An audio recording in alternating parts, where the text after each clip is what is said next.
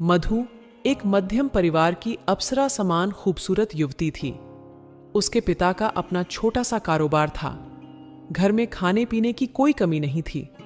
जब मधु घर से निकलती तो लड़के दिल थाम कर रह जाते थे। मधु को इस बात का एहसास था कि वह हसीन है, इसलिए वह और भी नजाकत से चलती थी। एक एक कदम बड़े सोच समझ कर उठाती थी।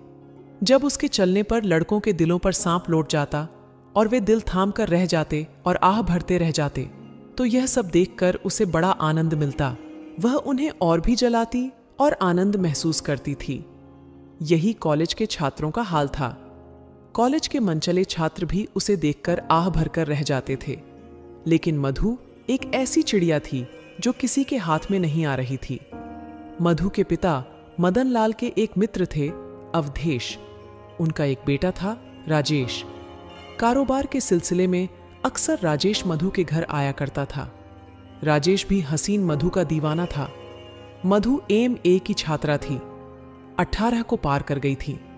जवानी से भरपूर थी, लेकिन अपने यौवन की हवा अभी तक उसने किसी को लगने नहीं दी थी। राजेश जब भी मधु के घर आता था, तभी वह उसको तरह तरह से अपनी ओर आकर्षित करने का प्रयास करता था, मगर मधु उसकी ओर ध्यान ही नहीं देती थी। एक दिन राजेश ने हिम्मत दिखाई। मधु उसके लिए चाय लेकर आई थी। कमरे में उनके अतिरिक्त और कोई नहीं था। एकाएक राजेश ने मधु को अपनी बाहों में जकड़ लिया। मधु ने चीखने को मुंह खोलना चाहा, तो राजेश ने और भी हिम्मत का प्रदर्शन किया।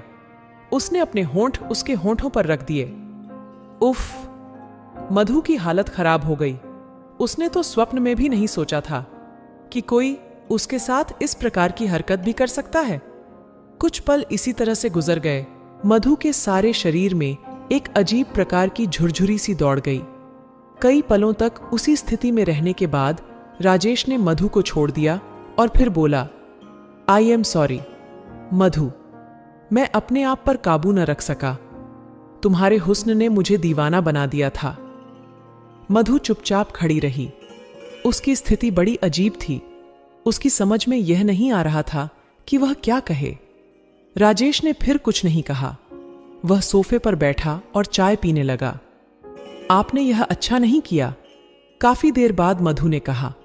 मधु घर में अकेली थी। उसकी मां तो थी नहीं। उसकी मां की मृत्यु कई वर्ष पूर्व हो गई थी। राजेश उस दिन चाय पीकर चला गया। राजेश के इस कृत्य ने मधु के तन बदन में आग लगा दी थी। कुंवारी लड़की के साथ यदि इस तरह की कोई हरकत कर दे तो उसकी क्या हालत होती है, यह वही जानती है। कई दिन तक राजेश मधु के घर नहीं आया। वह यह देख रहा था कि उसने उसकी हरकत की शिकायत की है या नहीं।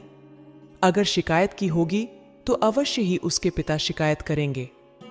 मगर मधु ने अपने पिता से कोई शिकायत नहीं की थी।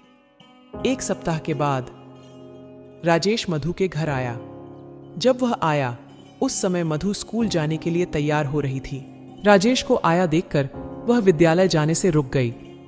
मदन लाल जी हैं? राजेश ने मधु की ओर देखते हुए कहा। वे तो कहीं गए हैं। ओह, क्या बात थी? वैसे ही उनसे काम था, राजेश ने कहा। मिस मधु? यस राजेश। असल में, राजेश ने कहा, मैं आपसे माफी मांगने आया था। उस दिन न जाने किस धुन में मैं आपके साथ वह हरकत कर बैठा था। मधु ने कोई जवाब नहीं दिया। मधु की चुप्पी से राजेश को बल मिला। उसने फिर एक बार वही हरकत कर दी, मगर आज मधु ने कोई विरोध नहीं किया। राजेश को और भी बल मिला। वह मधु के साथ वहीं बिस्तर पर लुढ़क गया और फिर राजेश की वह इच्छा पूर्ण हो गई जिसकी उसे चाह थी। उस दिन राजेश कई घंटों के बाद मधु के घर से गया था। अब जब भी राजेश की इच्छा होती वह मधु के घर आ जाता। मधु अब विरोध नहीं करती थी। इस तरह से 1 वर्ष बीत गया। उन दोनों ने कभी शादी करने की बात नहीं सोची थी। शायद मदन लाल को उनकी इस हरकत का पता चल गया था, इसलिए उन्होंने आनन फानन में मधु का विवाह पास के नगर में एक व्यापारी के बेटे से कर दिया था। उसका नाम था विजय। वह अकेला था। उसके माता पिता का स्वर्गवास हो गया था। विजय मधु को ब्याह कर अपने यहाँ ले आया। मधु हसीन तो थी ही, उसने विजय के मन को मोह लिया था। विजय ने पहली रात को मधु के पास बैठते हुए कहा था, मैं कोई शायर या लेखक तो हूं नहीं कि उनके जैसी बातों से तारीफ करूंगा। मैं सीधा साधा इंसान हूं। बस इतना कहूंगा कि तुम यास्तों में बेहद खूबसूरत हो। मैं आज अपना सब कुछ तुम्हें सौंपता हूं। एक पल रुककर उसने फिर कहा, मधु, आज की रात मैं एक बात और कहूंगा। आज से पहले मैंने या तुमने कुछ भी किया हो उसका न हम जिक्र करेंगे न कभी किसी से पूछेंगे। हाँ, आज के बाद सदा एक दूसरे के बनकर रहेंगे। सुहाग सेज पर लाज से लिपटी हुई मधु ने अपने मुंह से कुछ नहीं कहा था, केवल गर्दन हिला दी थी। विजय ने अचानक लाइट का बटन ऑफ कर दिया। अगले ही पल कमरे में अंधेरा छा गया और उस अंधेरे कमरे का वे दोनों लाभ उठाने लगे। मधु को जो ससुराल मिली थी उसमें उसके अलावा कोई भी न था। वह थी और उसका पति। विजय का अपना छोटा सा व्यापार था। जब से विजय का विवाह मधु के साथ हुआ था तब से विजय 8 बजते ही घर लौट आता था। वे दोनों एक दूसरे में खो जाते थे। दिनों दिन प्यार बढ़ता गया। सब कुछ बड़े अच्छे ढंग से गुजर रहा था। एक दिन जैसे ही विजय अपने काम पर गया वैसे ही राजेश आ गया। राजेश को देखकर मधु घबरा गई। वह कई पलों तक एकटक देखती रही, फिर बोली, राजेश। हाँ मधु, तुम यहां किस लिए आए हो? मधु, राजेश ने कहा, मैं पहली बार तुम्हारे घर आया हूं और तुमने बैठने तक को नहीं कहा। ऊपर से पूछ रही हो कि मैं क्यों यहां आया हूं। देखो, मैं यहां अपनी ससुराल में बड़े आराम से हूं। मैं नहीं चाहती कि मेरे सुखी जीवन में किसी तरह का विघ्न पड़े। मधु के स्वर में घबराहट साफ झलक रही थी। मैं तुम्हारे सुखी जीवन में विघ्न क्यों डालूंगा भला? उसने कहा, मैं क्या तुम्हारा दुश्मन हूं मधु? मैं तो तुमसे मिलने चला आया हूं।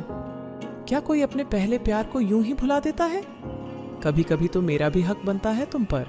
तुम चले जाओ प्लीज, मधु ने कहा। चला जाऊंगा, राजेश ने कहा। बिल्कुल चला जाऊंगा, तुम आओ तो। मधु चाहकर भी राजेश को न रोक सकी। वह इस बात से डर रही थी कि यदि उसने विरोध किया तो राजेश उसके पति से उसके विषय में सब कुछ बता न दे और राजेश अपनी इच्छा पूरी करके चला गया। मधु के इस डर का लाभ बराबर राजेश उठाने लगा। वह कभी भी वहां आ जाता और मधु को अपनी बाहों में भर लेता और अपनी इच्छा पूरी करके चला जाता। जब भी राजेश आ जाता था मधु बुरी तरह से घबरा जाती थी। उसे इस बात का भय था कि यदि किसी दिन विजय आ गया तो क्या होगा। उस दिन राजेश करीब 11 बजे आया था। उसने आते ही मधु को अपना बाहों में भर लिया। वह उसे अपनी बाहों में उठाकर अंदर ले आया। मधु विवश थी। ठीक उस वक्त जब वे दोनों एक दूसरे में खोए हुए थे, बाहर से किसी ने द्वार खटखटाया। कौन है? मैं हूं विजय, बाहर से आवाज आई। मधु बहुत जल्दी उठकर खड़ी हुई, कपड़े ठीक किए और राजेश कुर्सी पर बैठ गया। मधु ने द्वार खोला। उसके चेहरे पर हवाइयां उड़ रही थीं, बाल बिखरे हुए थे, सांसें उखड़ी हुई थीं। मधु की इस हालत को देखकर विजय ने कहा, क्या बात है मधु? कुछ नहीं। कुछ तो है, विजय ने कहा। तुम इतनी घबराई हुई क्यों हो? नहीं तो मैं कहां घबराई हुई हूं। विजय और मधु दोनों अंदर आ गए। अंदर बैठे हुए राजेश को देखकर विजय सब कुछ समझ गया। उसकी ओर देखते हुए बोला, ये कौन है? राजेश, मधु ने बताया, हमारे यहां से आया है। डैडी ने खबर लेने के लिए भेजा है। ओह, ये बात है। जी। मधु ने चाय बना दी। विजय और राजेश ने साथ साथ चाय पी। चाय पीने के बाद राजेश चला गया। उसके साथ ही विजय भी चला गया। विजय ने न तो मधु से कहा न ही उसने राजेश से कुछ कहा, लेकिन उसके मन में शंका ने घर कर लिया था। अब वह उन्हें रंगे हाथों पकड़ने की फिराक में रहने लगा। 1 महीने बाद जैसे ही विजय घर से निकला, राजेश आ गया। उसने फिर मधु को अपनी बाहों में भर लिया। राजेश, हाँ मधु, तुम क्यों मेरे सुखी जीवन में आग लगाने पर तुले हुए हो? वह बोली। उस दिन विजय को शक हो गया था। ये बात और है कि उसने मुझसे कच नहीं कहा। भगवान के लिए तुम यहां मत आया करो। अच्छा मधु, राजेश ने कहा, मैं वादा करता हूं आज के बाद कभी नहीं आऊंगा। और उसने मधु के बार बार मना करने के बावजूद भी उसे अपनी बाहों में भरकर भींच लिया। जब वे दोनों एक दूसरे की बाहों में थे, किसी ने द्वार पर ठोकर मारी, द्वार खुल गया। सामने विजय खड़ा था। कोई भी पुरुष जब अपनी पत्नी को किसी पर पुरुष की बाहों में देखता है तो उस समय जो उसकी हालत होती है वही हालत उस समय विजय की थी। मधु को काटो तो खून नहीं। राजेश गर्दन नीची के खड़ा था। उसने अपने वस्त्र ठीक किए और बाहर निकल गया। इधर विजय ने कई थप्पड़ मधु के गालों पर रसीद कर दिए। बेशर्म बेहया, विजय ने कहा, मैं समझ तो उसी दिन गया था कि तुम मेरी इज्जत बर्बाद कर रही हो, लेकिन उस दिन मैंने कुछ कहा नहीं था। अब बोलो, तुम क्या चाहती हो? जी तो करता है कि मैं तुम्हें गोली मार दूं। मार दो गोली विजय, मधु ने धीरे से कहा। मैं कसूरवार हूं, तुम जो चाहो करो, मैं उफ न करूंगी। लेकिन सच ये है कि हम दोनों पहले से ही एक दूसरे को प्यार करते थे। हम चाहते थे कि हमारी शादी हो जाए, मगर हो ना पाई थी। मधु जी, मैं आज तुम्हें बख्श रहा हूं, विजय ने कहा। मैंने पहली रात को तुमसे कहा था कि शादी से पहले हमने जो कुछ किया है उसे भूल जाते हैं। याद रखना, यदि आज के बाद तुमने कोई गलती की तो मेरा चाहे कुछ भी हो, तुम्हें गोली मार दूंगा। जी, मधु ने कहा, आपको शिकायत का मौका नहीं मिलेगा। फिर जिंदगी गुजरने लगी। विजय ने काफी दिनों तक फिर छुप छुप कर देखा, मगर उसे फिर कोई गलती नजर न आई। ना ही उसने राजेश को आते हुए देखा। मधु ने विजय के प्यार में किसी किस्म की कोई कमी न पाई। उसने निश्चय कर लिया था कि अब वह राजेश से कभी न मिलेगी। उसने पूरी निष्ठा के साथ विजय की बनकर रहने का निश्चय किया। लेकिन तभी एक दिन एक अजीब घटना घट गई। गर्मियों के दिन थे। दोपहरी में अचानक मोहल्ले का एक गुंडा टाइप का लड़का घर में घुस आया। उसका नाम रोबिन था। उसने आते ही मधु के मुंह पर हाथ रख लिया ताकि वह चिल्ला न सके और वहीं बिस्तर पर ढकेल दिया। बेचारी मधु विवश हो गई। एक बार फिर उसका शील भंग हो गया। राजेश के चंगुल से छूटी तो रोबिन के चंगुल में फंस गई। वह जब मर्जी होती मकान में आ जाता और मधु को दबा लेता। मोहल्ले में उसकी खिलाफत करने वाला भी कोई न था। उस दिन जब रोबिन ने मधु को दबोच रखा था, वहां विजय आ गया। विजय ने जब ये देखा तो उससे बर्दाश्त न हुआ। उसने वहीं पड़े हुए एक इंडे से रोबिन पर वार कर दिया। रोबिन ने चाकू खोला और विजय के पेट में घुसेड़ कर घुमा दिया। विजय की आंतें बाहर आ गईं और वह वहीं लुढ़क कर ढेर हो गया। रोबिन वहां से यह कहता हुआ भाग गया, खबरदार, अगर मेरा नाम लिया तो तुम्हारा भी यही अंजाम होगा। मधु रोने पीटने लगी। मोहल्ले के लोग इकट्ठा हो गए। लोगों के पूछने पर उसने बताया, कुछ लोग घर में घुस आए थे। वे लूटना चाहते थे। इन्होंने विरोध किया और उन्होंने चाकुओं से इन्हें गोद डाला। लाश को पुलिस उठाकर ले गई। पोस्टमार्टम के बाद लाश उसे मिली और वह जला दी गई। अब मधु नितांत अकेली रह गई। उसके पास कुछ भी नहीं रह गया था। विजय का जो कुछ भी था वह सब उसी का था, लेकिन उसका वह करेगी क्या? व्यापार करने वाला तो कोई भी नहीं रह गया था। राजेश फिर आने जाने लगा था।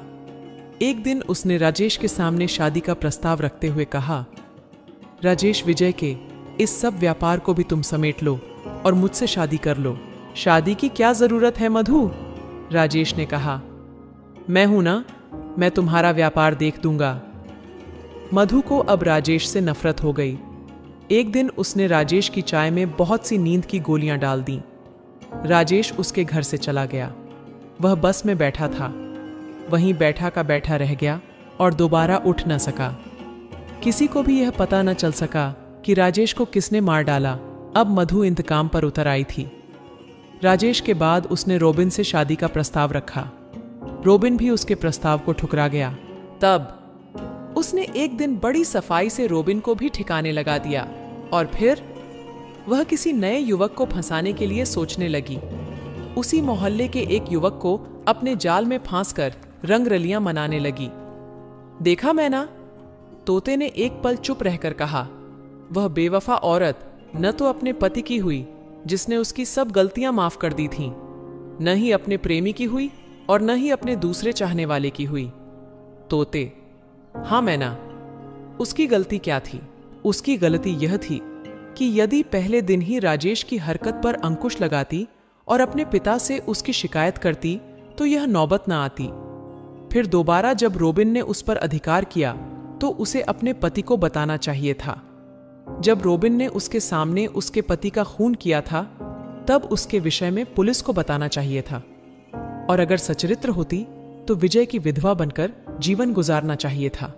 एक पल रुककर तोते ने कहा, है ना औरतों की जात मर्दों से ज्यादा बेवफा। तोते, हाँ मैना, अगर ऐसी बात है तो सुन, मैं तुम्हें एक और कथा सुनाती हूं।